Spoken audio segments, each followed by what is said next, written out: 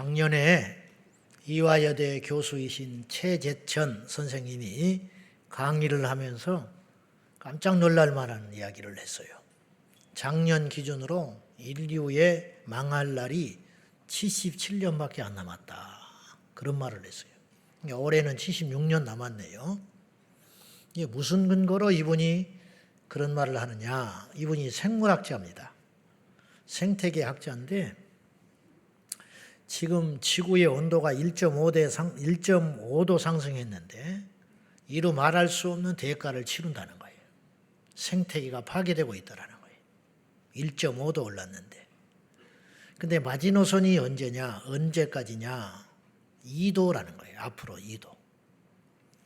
앞으로 2도가 올라가지 않도록 필사적으로 전 인류가 노력을 해야만 지구가 생존할 수 있다. 근데 이대로 놔두면 앞으로 77년 안에 온도가 2도가 상승하게 되면 이 지구상에 있는 생명체의 절반은 사라지게 될 것이다. 지금 생물 종들이 사라지고 있거든요. 멸종되는 생물체들이 나오는데 그 이유가 인간의 이 파괴 때문에 그렇다는 거예요. 환경의 파괴.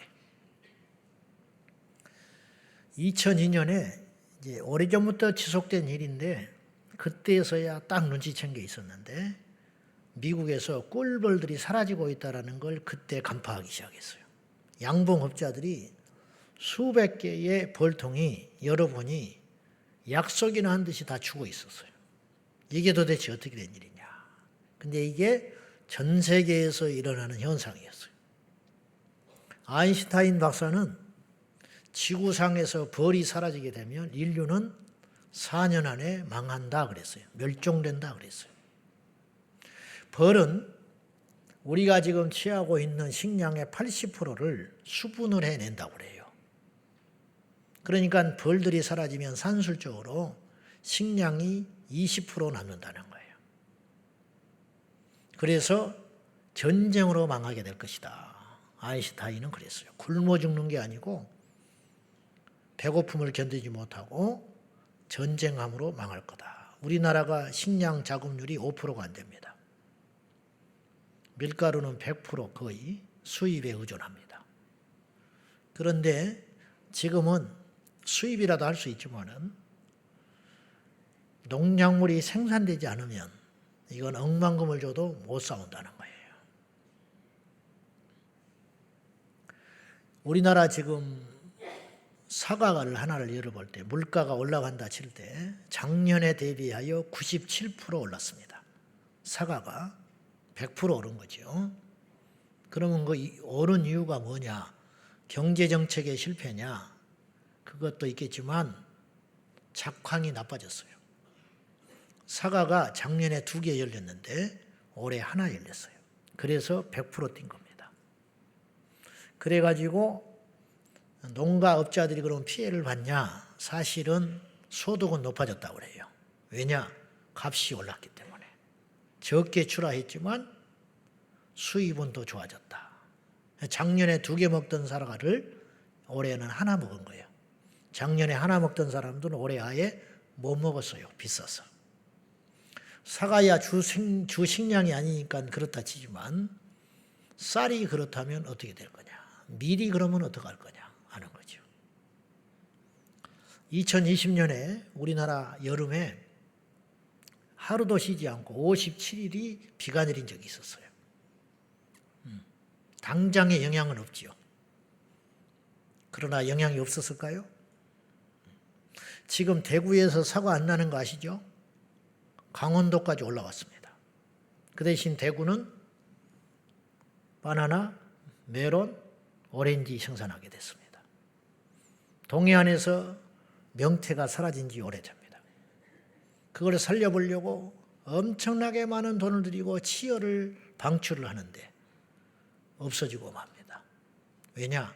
온도가 상승해서 명태가 동해안에서 살 수 없게 된 거예요.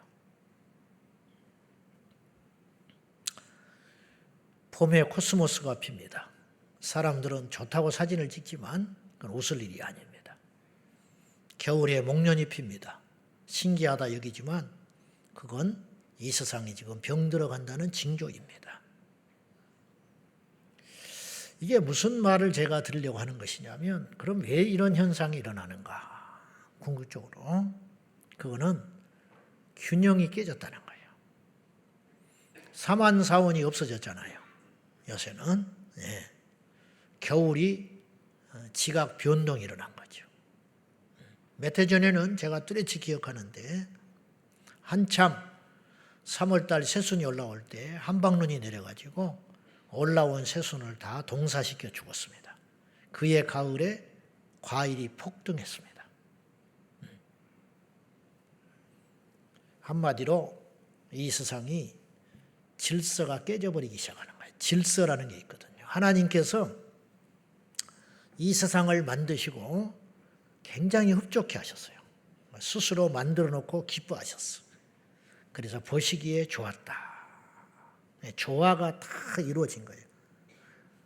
태양은 태양 다 왔고, 달은 달 다 왔고, 물은 물 다 왔고, 그리고 사람을 만드시고 심히 흡족하셨는데 심히 보기에 좋았더라. 그리고 갈비뼈를 빼서 여자를 만드시고도 기뻐하셨어요. 그것이 하나님께서 디자인하신 세상이었다는 거예요. 근데 그때의 세상과 지금의 세상은 너무 달라졌어요. 왜 달라졌냐? 한마디로 인간의 제약이, 탐욕이, 불순종이 이 세상을, 질서를 깨버린 거예요. 그 대가는 혹독한 것이죠. 혹독해. 이 세상에는 자연의 질서라는 게 있습니다. 그렇지 않겠습니까? 자연 질서. 환경 파괴로 자연 질서가 망가진 거죠. 이 세상에는 신체 질서라는 게 있어요. 병든다는 게 뭐예요? 균형이 깨진 거 아니에요. 인간이 취해야 할 것이 있고 먹지 말아야 할 것이 있고, 이게 신체 질서 아닐 거예요.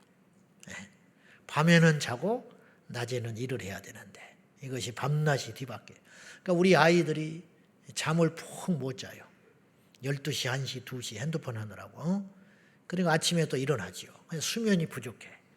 그러니까 정신이 망가지기 시작하는 거야. 화가 많아지고 점점점 피폐해지기 시작하는 거야. 그러다가 충동적이 돼가는 것이고, 먹는 것도 굉장히 영향을 미친대요. 먹는 것과 성격이 아무 상관이 없을 것 같지만 우리가 곡물을 꼭꼭 씹어서 먹어야 되는데 쌀을 안 먹잖아요. 그래서 이 치아의 문제, 그리고 이게 뇌에까지 연결이 돼가지고 인간이 이상해진다는 거예요. 소는 하나님께서 어떤 질서 안에 만들었냐면은 풀을 먹도록 만드셨어요. 근데 인간의 탐욕이 어느 날 우연히 소에게 동물성 사료를 먹여보니까 급속도로 빨리 컸어요. 근데 그 후유증을 인간은 예측을 못했어요. 뇌가 뻥뻥 뚫려서 광우병이 온 거죠. 미친 거예요. 그 소를 만약에 인간이 먹으면 인간은 어떻게 될까요? 하나님이 그렇게 만들지 않았어요. 그래서 하나님의 질서를 대항하면 당장은 표가 안 나지만 결국 인간은 불행해질 수밖에 없다라는 거예요. 우리나라에 복음이 들어온 지, 다시 말해서 말씀, 교회가 세워지고 성경이 들어온 지 대략 1800년대로 보고 1880년대 보고 150년이 좀 넘어갑니다. 그런데 우리나라가 성경을 알기도 전에 성경대로 살았던 몇 가지 특징이 있어. 생활 방식. 그때는 우리가 행복했어요. 가난했지만 그래도 옛날이 좋았다라고 말하는 이유는, 좋았다라고 말하는 그때는 어떤 세상이었냐면 우리도 모른 채 하나님의 말씀이 실현되고 있는 세상이었어요. 다시 말해서 우리나라는 고대 예전부터 전통이 있는데 장유 유서가 있었어요. 어른을 어른답게 인정하는 거죠. 이때는 어떻게 했냐? 세상이 이렇게 불행하지 않았어요. 군사부 일체라 해가지고 임금과 스승과 부모님은 하나다. 이것이 지켜질 때는 이 세상이 이렇게 엉망진창이 아니었다는 거죠. 이것. 하나님께서 세우신 질서에 순응하고 따라가면 결국은 살고 승리하게 된다는 거예요. 근데 이 하나님께서 만들어 놓은 이 구조적 메커니즘을 깨잖아요. 인간의 오만함으로. 그러면 인간은 불행해지게 된다는 거죠. 오늘 본문의 말씀을 보면은 사사기의 결론입니다. 사사기 시대의 비극을 무엇 때문에 비극적이었는가? 사실 사사기 시대가 비극적이었다는 것은 말이 안 되는 거예요. 그래서는 안 되는 일이에요. 물리적으로. 왜냐? 이스라엘 백성들이 광야에서 40년을 지내다가 그렇게 꿈에도 그리던 가나안 땅에 들어왔잖아요. 그리고 15년을 전쟁과 땅 분배를 했어요. 그리고 사사시대에 350년이 흘러요. 약. 근데 광야에서도 이스라엘은 충분히 먹고 생존했어요. 그러면 가나안 땅은 어떤 땅이냐? 주님께서 가르쳐 주신 대로 젖과 꿀이 흐르는 땅이라고요. 이게 설명을 그렇게 한 거야. 젖과 꿀이 흐르니 무슨 노력할 필요가 있겠어? 그냥 주워다가 먹으면 되지.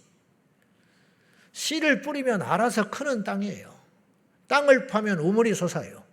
산에 가서 상을 긁어내리면 철광석이 쏟아지는 그런 약속의 땅이 가나안 땅이라고.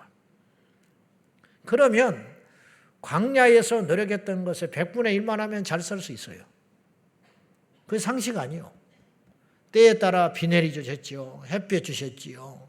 풍족한 토지를 주셨지요. 풍성한 목초지를 주셨지요. 그러면 100배는 잘 살아야 한다고. 100배는 더 행복해야 돼. 그런데 어찌된 일인지 사사기 시대 350년 동안 끊임없이 이스라엘은 고통의 시간을 보냈어요. 질병과 전쟁과 싸움과 다툼으로 바람 잘 날이 없었어요. 그 이유가 무엇이냐? 오늘 본문은 그 답을 이렇게 말해요. 그때 이스라엘에 왕이 없었기 때문에 자기 소견에 옳은 대로 행하였다. 그 결과 사사시대는 비극적인 세상이었다. 한마디로 무질서한 세상이었다. 제 멋대로 살았다 이 말이에요. 이 말씀을 세번역 성경으로 다시 한번 읽어보도록 하겠습니다. 다 같이 시작.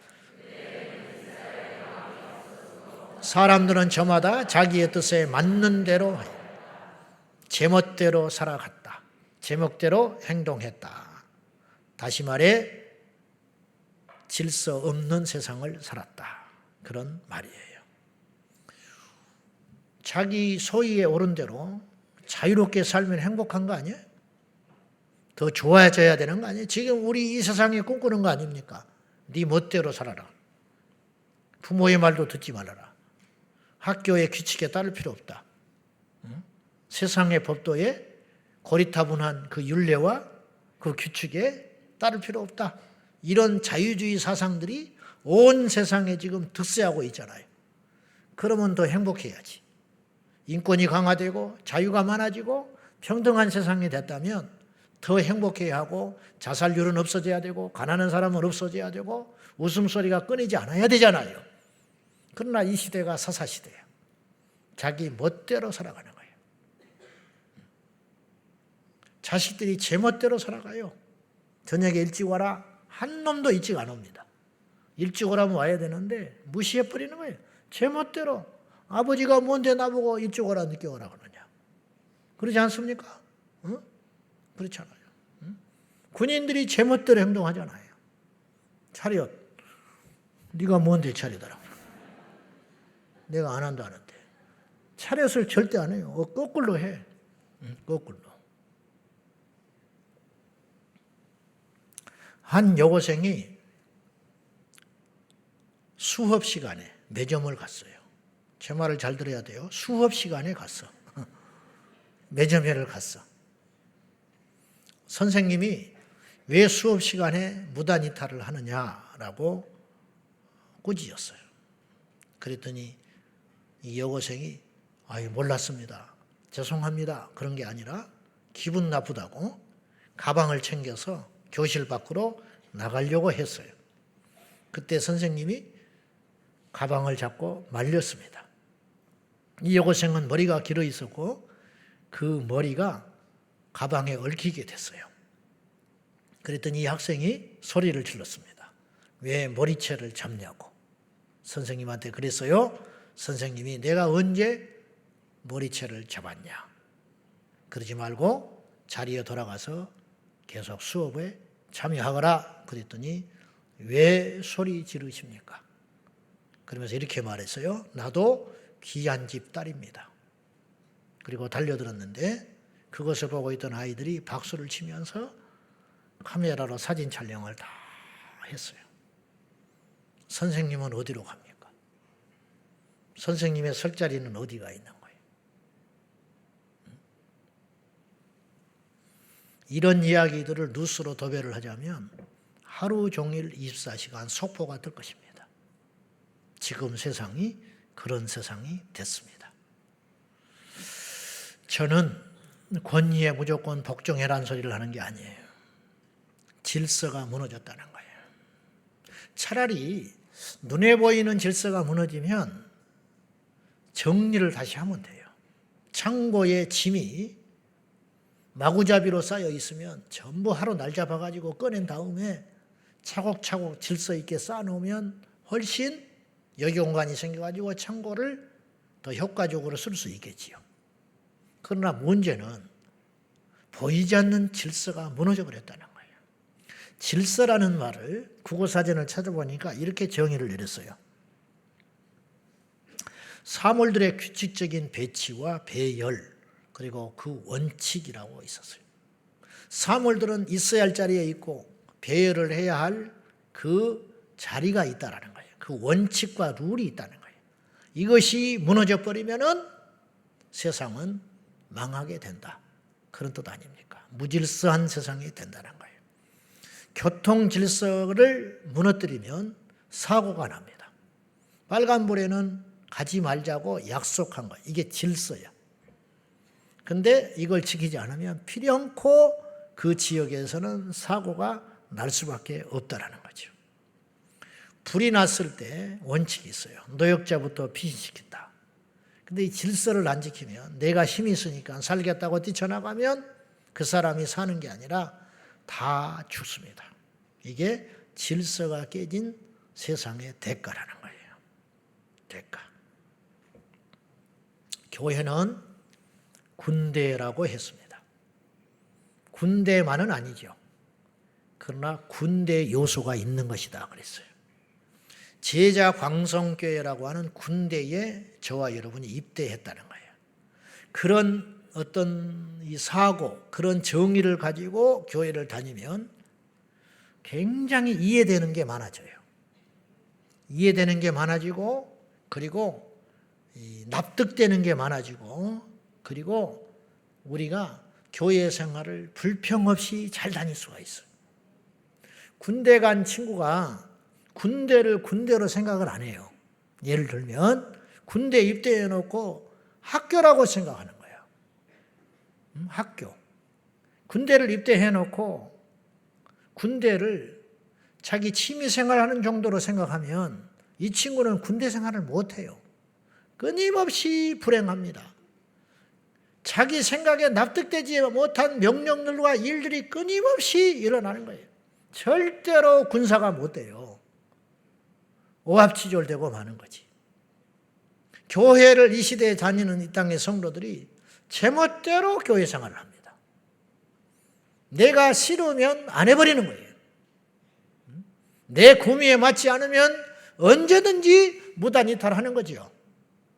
그러니까 인내하고 견뎌내지를 못하니까 그리스도의 강성한 군인이 되지를 못하는 거예요. 평생 귀신도 못 쫓아내. 평생 세상도 이기지를 못해. 이러한 오합지졸이 돼가지고 정처 없이 떠돌다가 마는 거라는 거죠.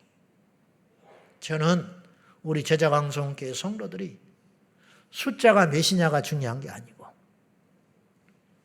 다른 어떤 것보다도 우리 제자광성교회가 질서 있는 군대가 되어서 이 마지막 때에 우리 교회를 통해서 하시고자 하는 일이 있을 거라는 거예요. 그 일을 성실하게 수행하기 위하여 우리 모두가 그래서 훈련받자 지난주에 그랬어요. 훈련받아 주님의 군대가 돼보자. 그리고 주님의 군대가 돼서 이 땅에 거짓과 싸우고 이 땅에 음행과 싸우고 오늘의 주제인 무질서와 싸워보자. 무질서를 누가 죄로 생각합니까? 자유, 인권, 평등이라는 이름으로 이 땅의 모든 사람들을 제멋대로 살게끔 마귀가 지금 그 장난질을 하고 있단 말이죠. 근데 그것이 무엇인지도 모른 채 시대의 조류에 따라가고 있다 이런 말이죠. 성경은 우리에게 경고합니다. 너희는 이 세대를 본받지 말라고. 이 시대 본받으면 망해요. 이 시대를 본받을 게 아니라 우리는 하나님의 말씀의 법도를 따라가야 할 줄로 믿습니다. 그 하나님의 말씀의 법도가 있다. 그것이 뭐냐? 그것이 바로 하나님의 창조 질서라는 거예요. 첫째, 우리는 하나님께서 정해놓으신 질서 중에 하나인 위아래의 질서를 꼭 지켜야 한다는 거예요. 위아래를 구분할 줄 알아야 한다는 거예요. 영적 질서가 있고 자연적 질서가 있습니다. 이 모든 질서는 하나님께서 세워놓으신 것입니다. 제가 식사 자리를 가면 집사님들, 장로님들, 권사님들하고 식사를 하면 요새는 제가 포기했지만은요, 절대로 제가 먼저 밥을 받으면 안 되는 거예요. 식사 자리에서는. 이렇게 신랑이 하다가 그냥 내가 포기하고 마는데 숟가락은 절대로 내가 먼저 뜨는 자리가 아니라는 거예요. 왜냐? 식사 자리이니까. 식사. 그건 하나님이 세운 자연 질서라는 거예요. 나이의 질서. 식탁에서도 내가 목사일 수는 없거든. 그러나 교회에서 어떤 것을 기도하고 결정할 적에는 하나님께서 내게 주신 강력한 부르심과 소명이 있다면 저는 여러분이 다 반대해도 저는 그 길을 가야 하는 사람이라는 거예요. 요거를 이해를 할 수 있어야 한다는 거죠. 교회는 다수결로 어떤 걸 결정해서 따라가는 민주적인 집단이 아니에요. 분명히 제가 이야기하지만은 우리나라는 물론이고야 전 세계에 어떠한 교회도 민주적인 인본주의적 교회는 쇠망의 길을 걷고 있습니다. 여러분 보이지 않습니까? 군대라니까요. 독재한다. 그렇게 말할 게 아니에요. 전진 앞으로 독재하네? 그럴 거예요? 전쟁이 지금 났는데 총을 쏴라. 싫다. 그 위험한 자리에 내가 왜 가냐? 네가 가라. 손들어서 결정을 해. 지금 갈까요 말까요? 그런 건가요? 아니죠. 지휘관이 결정하는 거예요. 가자. 그래서 가서 죽더라도 가는 거죠. 이것이 군인이에요. 말을 안 듣는다. 그러면 총살을 시킬 수 있어. 이런 메커니즘을 우리가 이해를 못하면 계속 우리가 오해 허덕거리고 예수님의 군대가 못 된다. 이런 뜻이에요. 자, 하나님께서는 이 땅에 권세자를 세우시사 그 권세자들을 통하여 이 땅을 통치하며 이 땅을 안전을 유지하며 이 땅을 하나님께서 원하시는 뜻대로 만들어가고 있다는 걸 기억하셔야 돼요. 자, 집에 가면 부모님이 계십니다. 성경에는 부모를 대적하는 자를 죽여버리라고 했어요. 부모를 대적하는 자는 돌로 쳐서 죽여버려라. 이게 하나님의 원칙이에요. 이게 법칙. 말이 되냐고 말이지. 그럼 하나님께서 왜 그랬을까? 그런 말도 안 되는 말씀을 하신 것 같지만 이거예요. 최선이 아니면 차선을 찾으시는 거예요. 하나님이. 무슨 뜻이냐면 인간의 죄악은 이미 최선을 찾을 수 없게 됐어요. 그래서 하나님께서 말씀을 주신 거예요. 인간이 범죄하지 않았으면 이 땅에 율법이 있을 리가 없어요.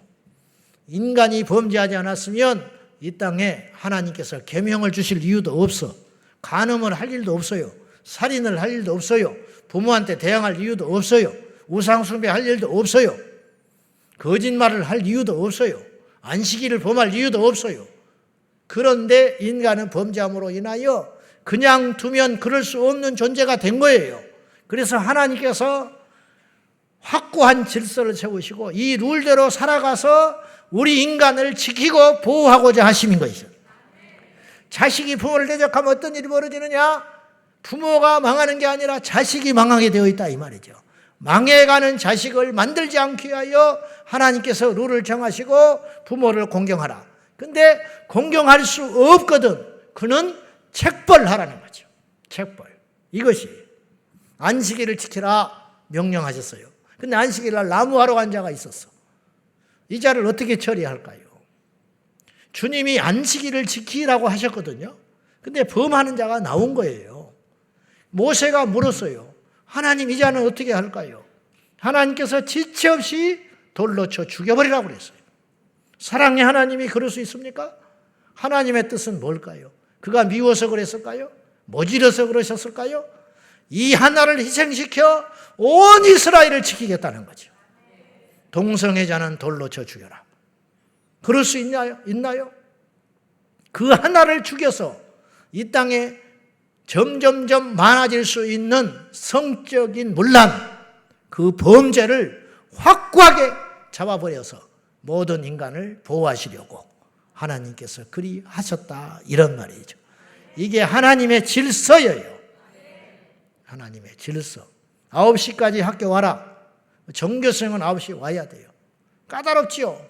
왜 자유롭게 오면 안 되는 거예요? 힘들면 안 올 수도 있는 거 아니에요? 그럼 마음대로 등교해라. 그러면 어떤 일이 벌어질 것 같습니까? 9시라고 정하지 않고 마음대로 학교 등록해라. 그러면 그 학생들은 나중에 어떻게 되겠습니까?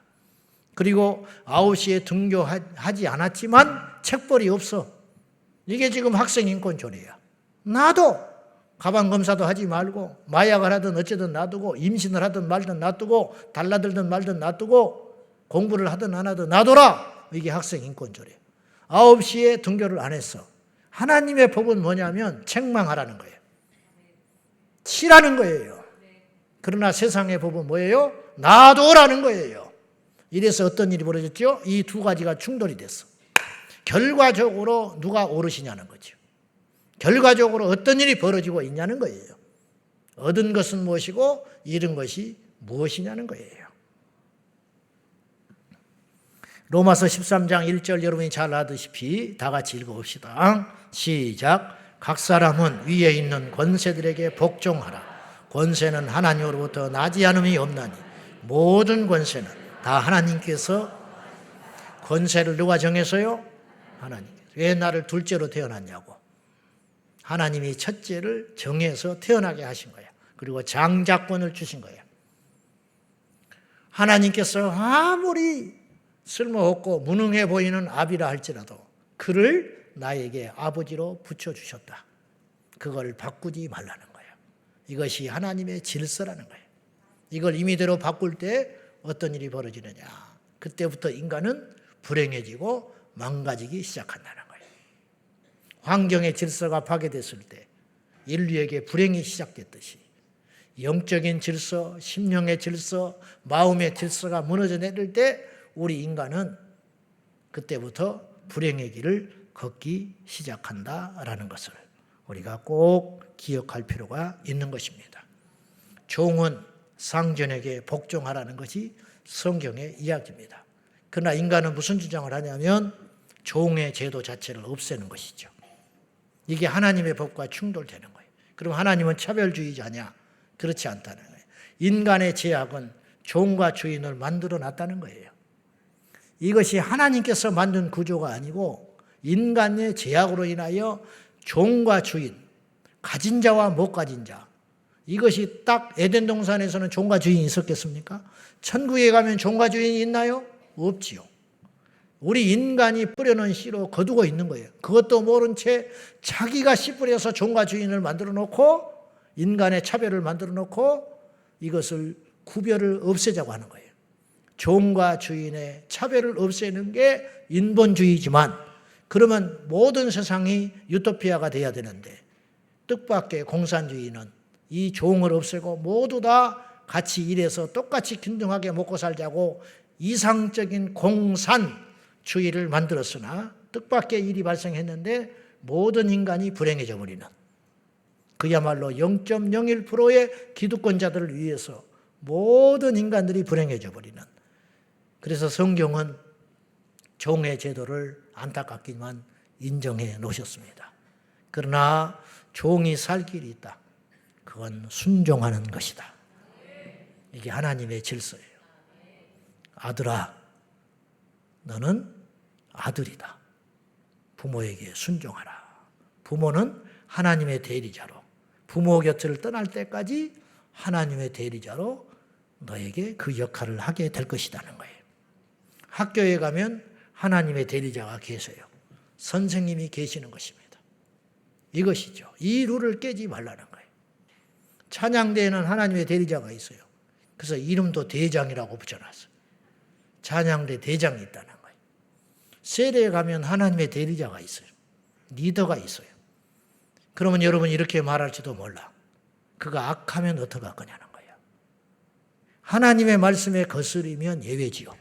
히틀러에게 순종할 수 있습니까? 김정은이가 하란 대로 할 수 있겠습니까? 주기철 목사님은 신사참배하지 않았지요.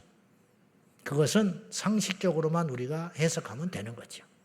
그러나 전반적인 질서의 파괴자가 나오고 있다는 거죠. 주차장에 가면 하나님의 대리자가 있습니다. 주차 요원이 있어요.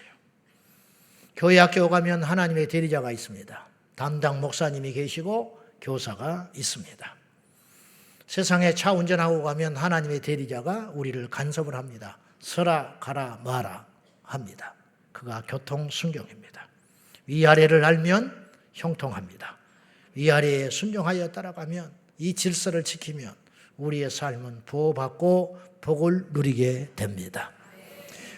제가 인생을 다 살지는 않았지만, 그리고 오래 살지도 않았지만, 이 나이에 들어서 제가 종종 후회하는 옛날의 일들이 많습니다. 좀 더 잘 먹을 걸, 좀 더 취할 것이 아니고, 지금 드는 후회는 무엇이냐. 내가 질서를 수없이 깨려고 덤벼들고 대들고 반항했던 시간들이 있었어요. 그것들이 후회가 돼. 그것 때문에 내가 힘들었기 때문에 후회가 되는 게 아니라 그것 자체가 하나님을 무시하는 행위고 하나님께서 허락하신 질서를 깨려고 하는 자기 우상이었어요. 하나님께서 허락하신 것이 있다 이 말이죠. 그걸 깨자는 건 뭐예요? 하나님이 정하신 권세의 원칙들이 있다는 거예요. 그걸 깬다는 건 뭐예요? 하나님을 부정하는 것이죠. 그걸 깬다 하면은 뭘 하겠다는 거예요? 내가 세우는 룰대로, 내가 만들어 놓은 방법대로 그 자리를 채워가겠다는 거 아닙니까? 그건 뭐예요? 자기 우상이죠. 그래서 불순종은 자기 우상인 거예요. 내 소견에 옳은 대로 행하고 사는 것은 바로 자기 우상 숭배인 것입니다. 마지막으로 하나님께서 이 땅에 우리에게 허락하신 질서가 있는데 그건 좌우의 질서예요. 평등한 질서, 자나 우나 똑같지요. 남녀의 질서라 이 말이에요. 남녀는 여성 상위 시대도 안 되는 것이고 남존여비도 안 되는 것입니다. 그건 지극히 비성경적입니다. 하나님은 만드실 때에 남자를 위에 두시고 여자를 아래에 두시지 않았어요.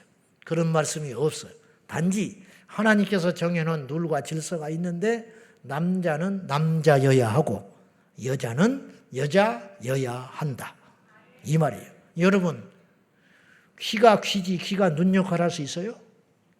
귀에다가 안경 갖다 붙여놓고 살래요? 눈에다가 보청기 집어넣고 살 거예요? 안 들린다고? 아니죠. 귀는 귀인 거예요. 눈이 귀보다 소중하고 귀가 눈보다 소중하지 않아요. 여자가 남자보다 높고 남자가 여자보다 높지 않아요. 그동안 여인들이 억눌렸으니까 이제는 여자들이 올라가야 된다. 이것도 말씀에 맞지 않는 거예요. 그동안에 여자가 남자들에 의해서 무시당해지고 봉건주의 사회 속에서 짓밟혔다. 이것도 옳지 않아요. 이게 성경적이지 않아요. 그래서 힘들게 살았다는 거예요. 남자도 힘들고 여자도 힘든 거예요. 그거는 남자는 남자로 여자는 여자로서 고유한 역할이 있도록 하나님께서 만들어 놓으신 것뿐이라는 거예요. 근데 이 영역이 무너지고 있다는 거죠. 흔히 유니섹스라고 그러죠. 이게 섞여버리는 거예요. 남자, 여자뿐만 아니라 중간에 성이 있다. 남자도 아니고 여자도 아닌 성이 있다. 내가 남자지만은 여자로 사는 것이 행복할 것 같아서 끊임없이 운동하고 청원하고 활동해가지고 드디어 내가 꿈에 그리던 여자가 되었다. 막 좋아하지요. 묻고 싶습니다. 정말 행복할까요? 그들의 마지막이 어떤지 아십니까? 얼마나 많은 사람들이 성전환 수술을 하고 후회하고 사는지 아십니까? 다시 돌아가지 못해서 안달을 부리고 있는지 아세요? 이게 하나님의 질서를 깨뜨린 결과라는 거예요. 이것을 모르는 거예요. 이것을 알고 대처하고 외칠 수 있는 곳은 어디밖에 없냐? 교회밖에 없다라는 거예요. 남자와 여자가 섞이는 걸 하나님께서는 지독히 싫어하시고 고린도전서 14장에 우리 주님은 무질서의 하나님이 아니시다. 무질서를 극도로 싫어하셔요. 그래서 하나님께서는 신명기 22장 5절에서 이렇게까지 말씀을 하셨어요. 다 같이 보십시다. 시작. 입지 말 것이라. 이같이 하는 자는 네 하나님 여호와께 가증한 자야. 가증하다라는 말은 쉽게 말해서 미워하신다. 하나님이 그런 꼴을 보시지를 않는다. 남자와 여자의 옷이 유별하잖아요. 달라지잖아요. 이게 다르지 않습니까? 단추가 구분이 돼 있어야 한다 이 말이죠. 얼마나 하나님께서 이 섞이는 걸 싫어하는지, 선을 넘는 것, 질서가 무너지는 걸 싫어하시는지 남자가 여자 옷 입는 것도 못 봐주신다는 거예요. 여자가 남자 옷 입는 것도 못 봐주신다는 거예요. 지금 세계 정부, 흔히 음모론자를 말하는 사람들, 프리메이슨이, 일루미나이티, 실제로 있습니다. 호주에 가면 프리메이슨이 돌아다녀요. 일루미나이트들이 있는데, 묘지에도 가서 보고 그랬는데, 그들은 하나님을 정면으로 도전하고 대적하기 위해서 의도적으로 남자들이 치마를 입습니다. 그거 아십니까? 그거 하나님을 대적하자는 거예요. 바벨탑을 쌓는 거예요. 선악과를 알지만 의도적으로 범하는 거예요. 하나님의 말씀이 그렇게 했지만은 나는 지키지 않겠다는 선언인 거예요. 기억하셔야 돼요. 이 시대 따라가면 망해요. 우리는 말씀 따라가야 돼요. 말씀은 명령하기를 위아래가 있다라는 거예요. 좌우가 있다라는 거예요. 왜 남자가 여자 옷을 입고 다니냐 이 말이야. 어제 청년들 수련회 하는데 내가 잠깐 가서 할 말이 있어서 남자가 화장하고 다니거든 뒤도 돌아보지 말고 만나지도 마라 내가 그래서. 남자가 왜 화장을 하고 자빠졌냐 이 말이야. 남자가 제정신이냐 이 말이야. 남자 화장 매출이 올라간다고 선크림 바르는 거야 이해하지만은 다니까 멀쩡한 얼굴을 왜 화장을 이렇게 찍어 바르고 돌아다니며 남자들이.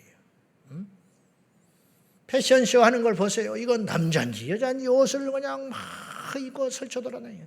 점점 이게 경계가 무너지게 하는 거예요. 이게 사단의 역사예요. 이런 말을 유치하게 듣지 말고 이게 하나님께서 이루신 질서를 깨뜨리는 작은 일 같지만 이런 일들이 쌓여가지고 어마어마한 비극이 이 땅에 일어나게 된다는 거죠. 이걸 꼭 명심하셔서 여자는 여자, 남자는 남자다워야 되는데 매스컴이나 영화나 웹툰 등등의 온갖 곳에서 남자와 여자의 이 구분을 깨버리는 이 질서를 깨는 일들이 이 땅에 참혹하게 일어나고 있다라고 하는 것이에요. 결론입니다. 교회는 이 세상의 안팎에서 교회 안팎에서 일어나는 무질서의 현상에 분별하여 싸우는 강한 군대가 되어야 됩니다.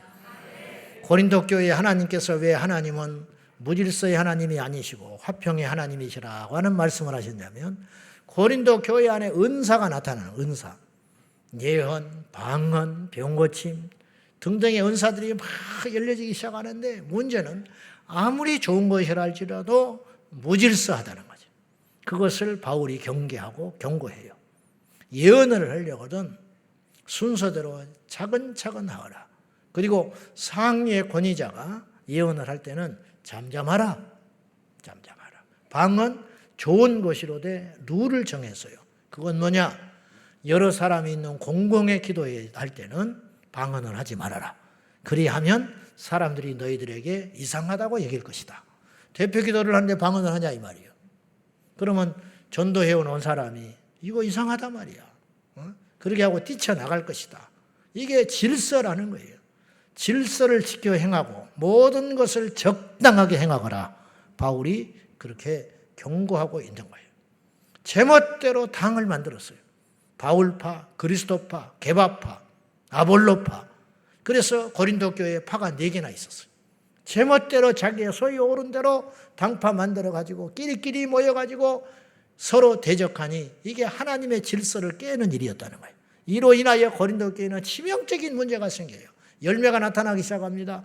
영적으로 성숙하고 발전하지 못한 채 우상 귀신에게 절하는 사람이 있고 심지어는 성적으로 타락하여 자기의 계모를 범하는 자도 고린도 교회에 멀쩡하게 다니고 있었다는 거예요. 이거 책벌을 못하는 거예요. 고린도 교회 성도가 귀신에게 절을 하면 징계해서 책벌해야 되는데 이게 무너지고 만 거야. 질서가 없어져 버렸어요. 계모와 잠자리를 하는 사람이 주일날 교회 와서 예배를 드리는데도 불구하고 고린도 교회는 질서가 없어서 알고도 방치해 놓은 상태가 됐다. 이게 무서운 세상인 거예요. 왕이 없으므로 이스라엘 백성들이 자기 소견에 옳은 대로 제멋대로 행하고 사니 이것이 행복한 게 아니고 이게 자유로운 게 아니고 지옥의 문이 열린 것이라는 거예요. 지금 이 세상이 그렇게 가고 있고 마귀가 꿈꾸는 세상이 그런 세상이라는 걸 꼭 알고 우리도 그런 사조와 철학과 생각에 물들어가지고 교회 생활을 하고 있는 거예요. 그러니까 세상의 관습을 교회 안에 버리지 못한 채 제멋대로 자기의 소견에 옳은 대로 교회 생활을 하니 영적으로 성장 안 하지요. 귀신이 무수하겠습니까? 질병이 낫겠습니까? 하나님의 그 깊은 뜻을 알 수가 있겠습니까? 그냥 강가에서 더 깊은 데로 나가서 성장하지도 못한 채 그냥 그러다가 마는 것이죠. 우리 주님 만났을 때 어떻게 만나려고? 우리 제자광성교회 군대 입대하신 성도 여러분들, 우리 모두 부지런히 잘 훈련받고 하나님의 위계질서에 따라 순종함으로 인하여 우리 모두가 복을 받고 우리 모두가 형통하며 우리 모두가 강한 주님의 성도들이 되어서 배역하고 약한 세대를 막아내는 우리 모두가 되기를 주님의 이름으로 축원합니다. 기도하겠습니다. 하나님 아버지, 이 시대는 질서가 무너져가고 있습니다. 우리 자녀들이 질서를 배우지 않습니다. 이 세대가 세상을 따라감으로 인하여 교회 안에도 이 세상의 사고와 철학들이 밀려 들어와서 이 땅의 교회들이 몸살을 앓고 있습니다. 간절히 구하오니 우리 제자광성교회 모든 성도들은 주님의 엄한 군사가 되어서 세상과 싸우고 원수 마귀와 싸워 승리의 면류관을 쓰는 하나님의 사람들이 다 되게 하여 주시옵소서. 하나님이 정해놓은 질서에 따라 순응하고 나아감으로 인하여 복을 누리게 하여 주시고 평안함을 누리게 하여 주시고 승리를 쟁취하게 하여 주옵소서. 예수님의 이름으로 간절히 기도하옵나이다. 아멘.